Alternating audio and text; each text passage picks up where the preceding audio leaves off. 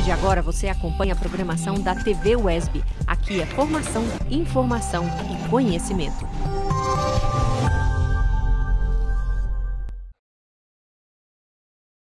O que o país deve escolher agora? A vida ou a economia? Os dois. Um não vive sem o outro. O mundo está mostrando isso para o Brasil. Olha o caso de Milão, na Itália. Quando a cidade estava no mesmo estágio do coronavírus que estamos hoje, eles optaram por não fazer isolamento. Ao contrário, fizeram uma campanha de incentivo. Milão não pode parar. As pessoas foram às ruas, as escolas abriram, os negócios não fecharam. Depois de 2 semanas, a conta chegou. O coronavírus se espalhou de forma agressiva por toda a região. Famílias perderam seus avós, seus pais, seus filhos. O coronavírus não pergunta a idade.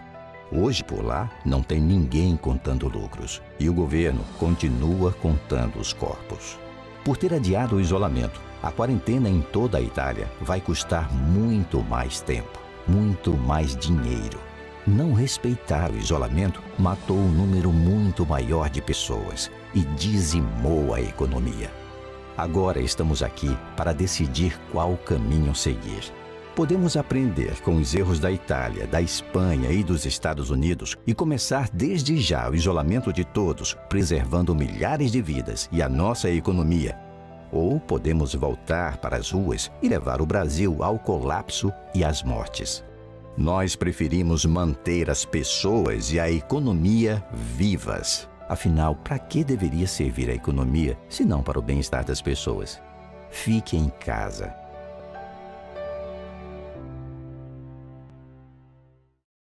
Neste período de quarentena, é sempre importante esclarecer algumas dúvidas. Então, fique atento. Álcool em gel é mais eficaz que água e sabão para me proteger? Não. O álcool em gel é de uso complementar. Higienize as mãos, rosto e pulso com água e sabão por pelo menos 20 segundos. Após a lavagem, o álcool gel pode ser também utilizado. E você pode tirar as suas dúvidas sobre a Covid-19. Basta ligar para o Telecoronavírus 155 e uma equipe estará de plantão 24 horas para te atender. Você não está sozinho. TV UESB com você na luta contra o coronavírus, porque a informação é necessária, mas é essencial que ela seja com responsabilidade.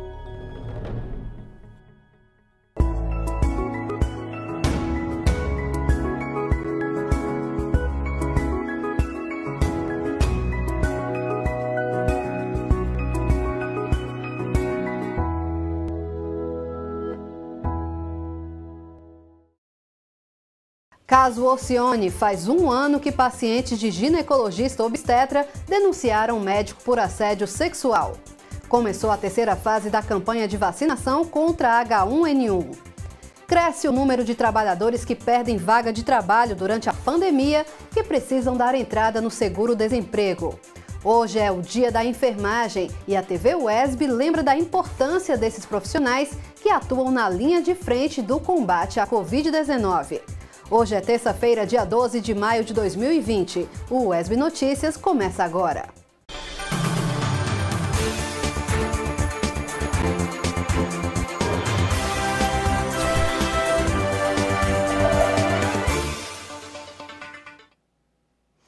Olá, seja bem-vindo ao UESB Notícias. Aqui é informação, formação e conhecimento.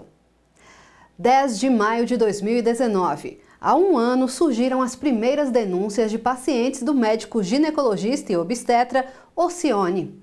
A TV UESB buscou respostas e traz algumas atualizações sobre o caso. Acompanhe na reportagem de Joana Rocha.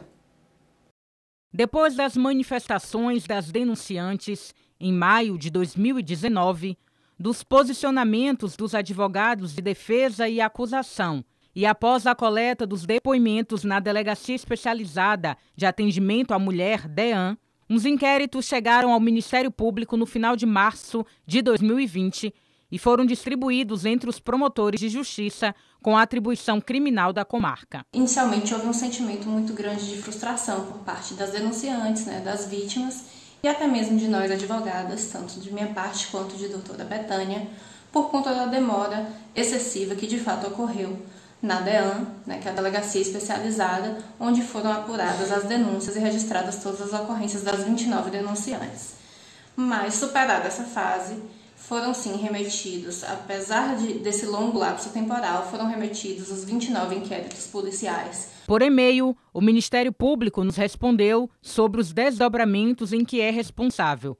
A promotora Carla Medeiros diz que, abre aspas, o promotor que recebe o inquérito pode, ao analisá-lo, oferecer denúncia, determinar a sua devolução para a DEPOL, sigla para Departamento de Polícia, para a realização de diligências que considerar imprescindíveis ao oferecimento da denúncia ou requerer o arquivamento do inquérito. Fecha aspas. Sobre o prazo e andamento do caso, a advogada das denunciantes se pronunciou. Diante disso, nós aguardamos agora que seja cumprido o devido processo legal, contraditória, ampla defesa, que sejam respeitados os prazos legais e, principalmente, que seja dado andamento ao caso, porque a sociedade necessita de uma resposta. Essas vítimas acreditam e necessitam, de fato, que haja uma resposta coerente, uma resposta adequada, de acordo com a lei penal brasileira, sobre cada um dos casos. O Ministério Público também explicou sobre o prazo. Abre aspas.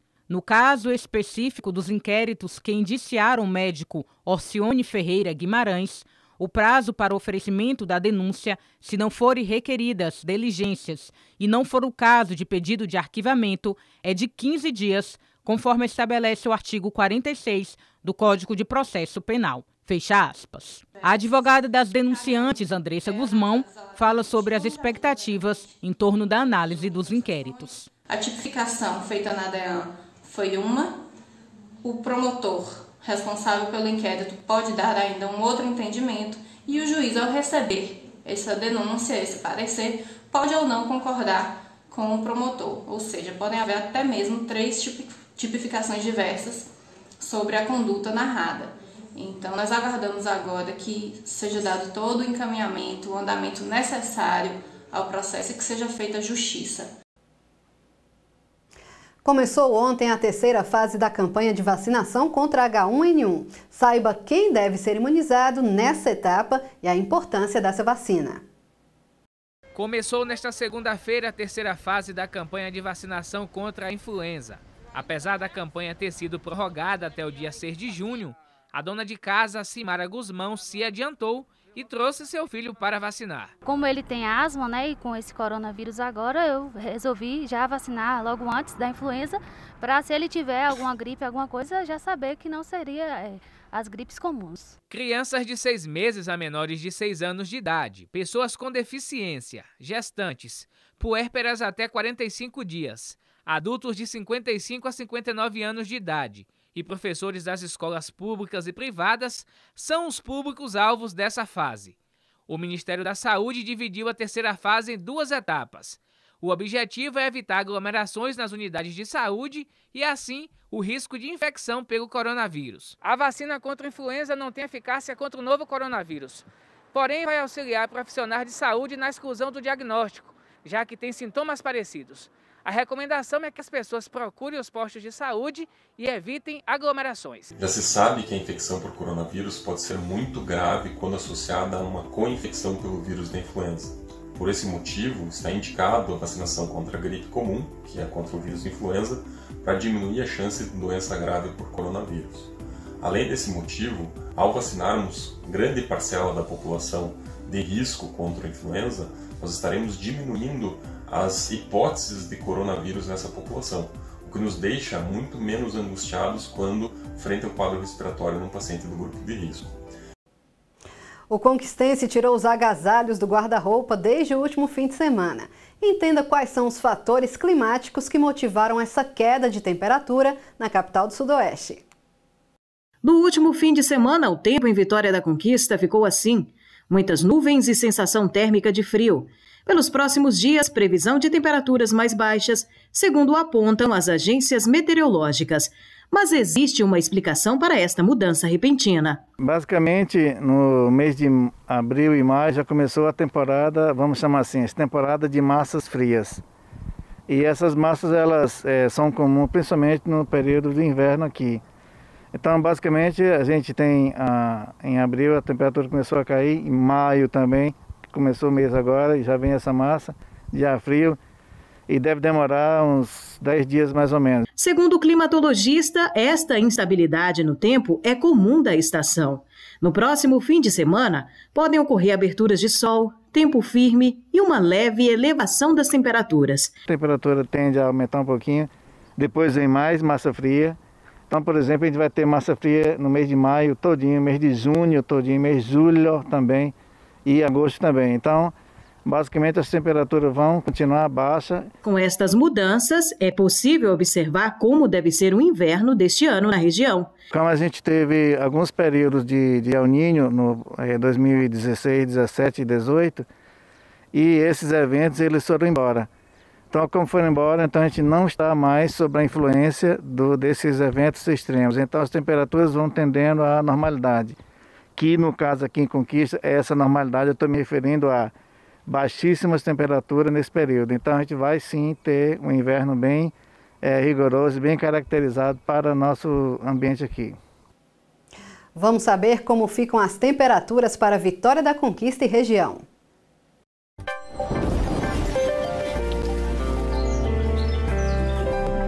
Céu nublado e chuva leve em Vitória da Conquista. A temperatura mínima registrada na cidade é de 16 graus e a máxima de 22 graus. Saiba agora a temperatura e o tempo para outras cidades da região. Em Itapetinga, céu com muitas nuvens e chove em alguns pontos da cidade. Por lá, a temperatura varia entre 19 e 26 graus. A chuva continua na cidade de Jequié. Os termômetros registram a temperatura mínima de 19 e a máxima de 25 graus. Em Poções, chuva leve. Por lá, a temperatura fica mais baixa, oscilando entre 17 e 23 graus. E no próximo bloco você confere os números atualizados da Covid-19 em Conquista. Aguarde um instante só.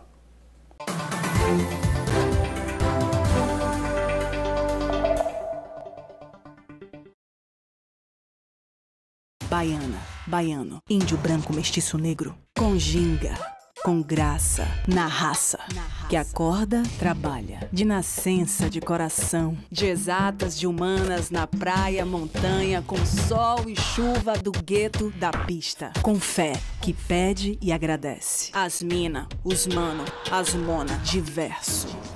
Aqui é Bahia, aqui é respeito.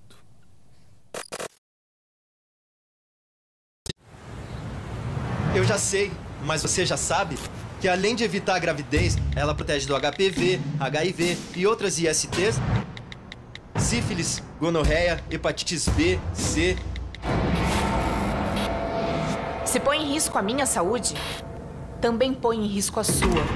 Então por que deixar de ter a camisinha sempre com você? A responsa é minha, mas também é sua. Porque se eu esquecer, será que você vai ter? Ou vai tentar me dar desculpas pra arriscar? Só por esse momento. Porque ninguém deve deixar pra lembrar, bem no meio da hora H, quando os dois vão estar com um outro pensamento. Porque agora é hora de parar pra pensar. Se no mundo acontecem 1 milhão de novos casos de ISTs todo dia, pra que ainda ficar em dúvida se precisam ou não usar e arriscar sua saúde nessa perigosa loteria? Usar camisinha é uma responsa de todos.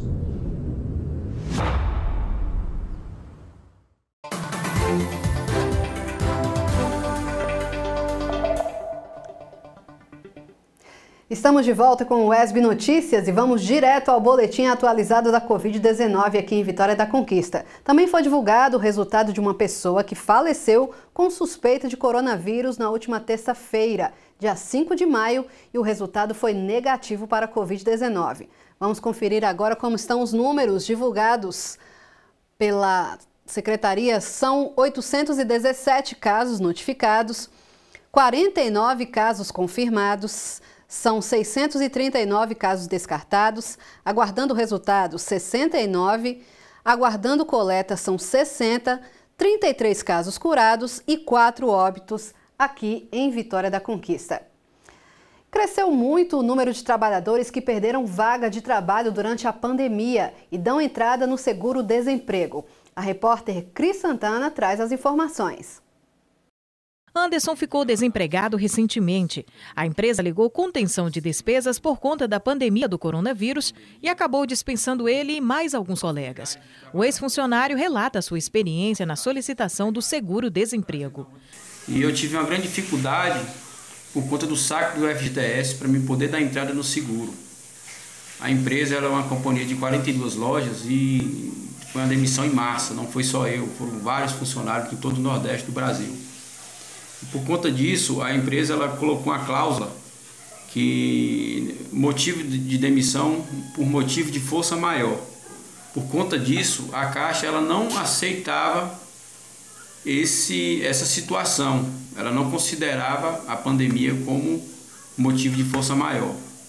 Aí o governo lançou o projeto para a Caixa veio atualizar na última quinta-feira passada, né? Aí por conta disso agora nós podemos sacar com esse motivo de força maior. Não sei como as empresas estão, todas as empresas estão tendo essa regra, mas na empresa que eu trabalhei teve essa regra, né? Por motivo de força maior, e então eu tive essa grande dificuldade. Quando a gente conseguiu legalmente essa situação, a minha chave de FGTS já tinha vencido, a empresa teve que mandar outra chave, e agora no dia 11 eu vou conseguir sacar o FGTS para poder dar entrada no seguro-desemprego. Essa é a minha dificuldade hoje, que eu estou tendo mediante a toda essa situação que a gente está passando no nosso país. Segundo dados do Ministério da Economia, nos meses de março e abril deste ano, já foram solicitados mais de 804.500 pedidos de seguro-desemprego. O Ministério também estima que pelo menos 200 mil trabalhadores que foram demitidos durante a pandemia do coronavírus ainda não deram entrada no pedido. Isso já eleva o número para mais de 1 milhão. O Saque Conquista 1 abriu desde o último dia 4 de maio para que estes ex-trabalhadores façam a solicitação do seguro-desemprego. Mas é importante que antes de ir até a unidade, é preciso fazer o agendamento pelo site do órgão. Segundo este advogado especialista na área trabalhista, muitas pessoas têm sentido dificuldades no pedido do auxílio pela internet. Em razão da pandemia do coronavírus, o atendimento presencial ele foi suspenso, até por conta do distanciamento social e do isolamento social, a qual todos hoje estão tendo que submeter. Então, para isso foi criado um portal e também um aplicativo específico para que o trabalhador ele possa ter acesso a dar entrada a esse requerimento do seguro-desemprego. Lembrando que o seguro-desemprego são para aqueles que estão recentemente desempregados e esse requerimento ele é possível fazê-lo após o 7º dia da rescisão. É importante ressaltar que para pedir o benefício, só depois de efetuar o saque do FGTS. É preciso estar atento aos canais para fazer a solicitação do seguro-desemprego. Então, pela internet, o trabalhador que foi recentemente dispensado, ele pode estar acessando o site do gov.br/trabalho e lá ele vai seguir todos os passos, fazer um cadastro, depois fazer uma conta e senha e depois, de forma bem simples, ele pode estar lá preenchendo todas as informações. Para que esse requerimento seja concluído pela internet, o trabalhador ele tem que estar na posse da carteira de trabalho, CPF, RG e também do requerimento do seguro-desemprego, a qual esse requerimento ele é entregue pela própria empresa para a qual dispensou. Todos esses documentos também são exigidos para aquele trabalhador que pode dar entrada pelo aplicativo, que pode ser baixado aí, que o nome do aplicativo é Carteira de Trabalho Digital, e todo esse passo a passo também é igual ao da internet. Basta criar uma conta, realizar o cadastro de forma bem simples, mas muitos têm dificuldade sim, porque às vezes o sistema ele está inoperante e também às vezes nem sempre esse trabalhador ele tem acesso à internet. E para quem acabou perdendo o emprego nestes tempos de pandemia, mudanças e novas adaptações, é preciso manter a esperança. Espero em breve a gente se recuperar disso, eu creio em Deus, primeiramente que nós vamos se recuperar disso, né? Isso é só passageiro, a gente tem que sempre pensar motivado, temos sempre que pensar positivo, né? A gente tem que sempre pensar positivo, porque é isso que a gente precisa ter, esperança. Além de ter todos os cuidados que a gente está tendo hoje na nossa cidade, a gente tem que ter primeiramente esperança de que tudo vai melhorar. Hoje é comemorado o Dia da Enfermagem. São 200 anos da profissão que nesta pandemia está na linha de frente de atendimento aos pacientes com Covid-19. Durante esse período, eles também tentam ajudar uns aos outros. Gabriel Pires explica como está o cuidado deles com pacientes e com colegas de profissão. Os enfermeiros estão na linha de frente do combate ao novo coronavírus. Eles são os profissionais que atuam diretamente nos socorros e acompanham os pacientes durante o tratamento nos hospitais. E para cuidar da saúde, seja ela física ou mental desses trabalhadores, enfermeiros aqui da Bahia montaram a rede de apoio online e gratuita Cuidando da Enfermagem. Através de conversas por grupos de WhatsApp e Telegram, os profissionais que estão encontrando dificuldades informam suas demandas e são encaminhados a especialistas. E entre esses profissionais a gente tem da área de psicologia, nutrição, direito, medicina, terapia holística, áreas diversas. E aí, conforme é a queixa do profissional de enfermagem, a gente acolhe ele na rede social e direciona para um atendimento também virtual. O projeto iniciado aqui na Bahia extrapolou as fronteiras para atender colegas de outros locais. No início, o nosso objetivo era acolher os profissionais de enfermagem do estado da Bahia, mas o nosso projeto tomou uma proporção maior e hoje a gente consegue assistir profissionais de vários estados do Brasil. E em meio a tantas dificuldades encontradas nessa pandemia, os profissionais têm uma relevância ainda maior. E hoje, essa profissão completa 200 anos de serviços prestados à sociedade. É importante dizer que o nosso maior desejo continua sendo ver a nossa profissão mais valorizada. Afinal, a equipe de enfermagem é quem está a maior parte do tempo ao lado do paciente. O enfermeiro planeja, organiza toda a assistência e executa ao lado do técnico de enfermagem. Em tempos de pandemia de Covid-19, todas as categorias de profissionais da área de saúde estão passando por dificuldades, né? Estar na linha de frente no combate ao coronavírus traz um risco para a gente, né? O risco de ser contaminado. E quem está a maior parte do lado do paciente, se não um profissional de enfermagem? Projeto Cuidando da Enfermagem. O UESB Notícias fica por aqui. Para rever os nossos telejornais, basta você acessar o nosso canal no YouTube. Lembre-se, fique em casa. Se precisar sair, use máscara. Até a próxima.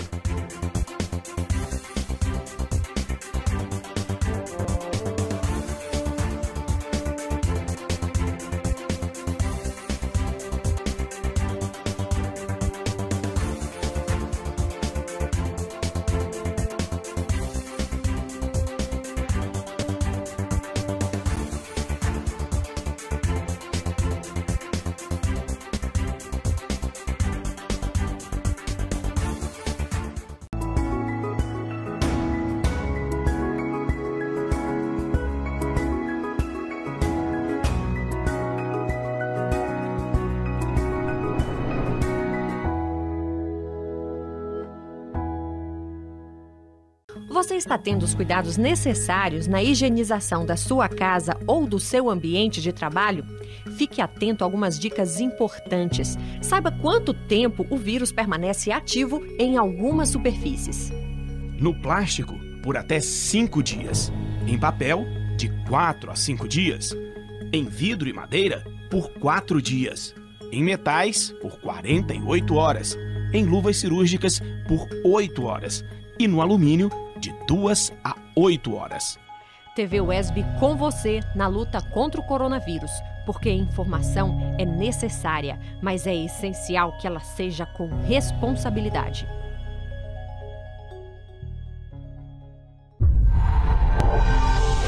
A partir de agora, acompanhe a programação da TVE. É sua, é da Bahia.